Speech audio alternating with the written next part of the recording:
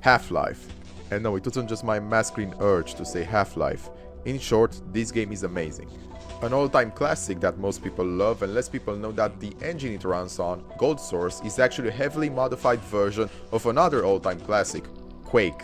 Back in the Ice Age when people looked like this. Huh, what? Too early? Fine. Back in 1996, when Windows looked like this, Mortal Kombat Trilogy just got released, and Super Mario 64 ended up being the top-selling title.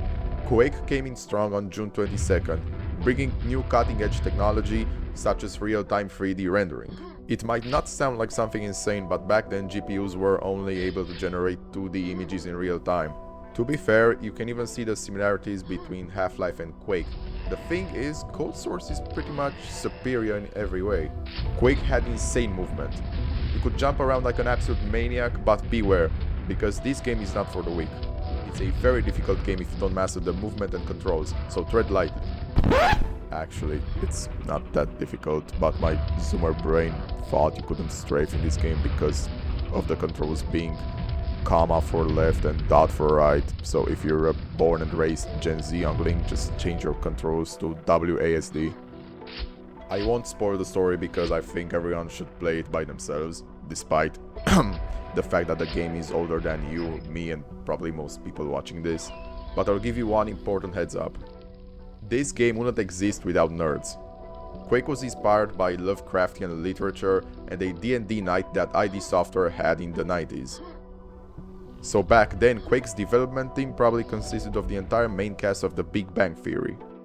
So thank nerds for both Half-Life and Team Fortress Classic. Yes, you've heard it right, Team Fortress Classic. And no, it's not indirectly for Half-Life.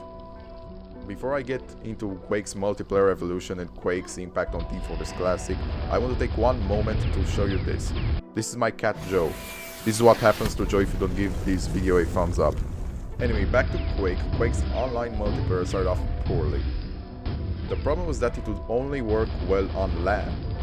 And that's because LAN needs high bandwidth and low latency. That basically meant that an internet connection-based game would feel terrible. And that's when Quake World came in. Quake World was a build of Quake that added what Valve added to Counter-Strike 2 in 2024, damage prediction, or more commonly, client-side prediction. This means that your client will register your input first before the server gets it and then updates the server. This setting can either be a good thing or a bad thing, but in Quake's situation it proved to be an amazing thing, because Quake World became increasingly popular. Just as a side note, before I move on to the modding community and Team Fortress Classic, Quake was one of the first esports titles out there, so it's safe to say that Quake World proved its worth. Team Fortress was developed by DF Software as a mod for Quake. It was really popular, and that earned the developers a move to Valve to work on Half-Life and the port of Team Fortress on the Gold Source engine. There was also a funny dispute between some poor modders and 20th Century Fox just because they used assets from Alien as replacements for characters, levels and sounds. To be fair, most Quake mods were similar to Alien. They would mostly change skins or some weapons, so nothing huge. There's one mod that changes the rocket launcher's projectile to look like the Rottweiler mob.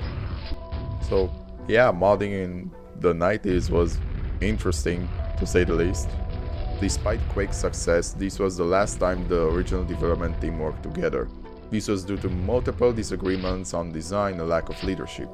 Quake was a huge part of ID Software's history, mostly because of something that I've mentioned earlier in the video, and that is real-time 3D rendering, something that not many games had back then.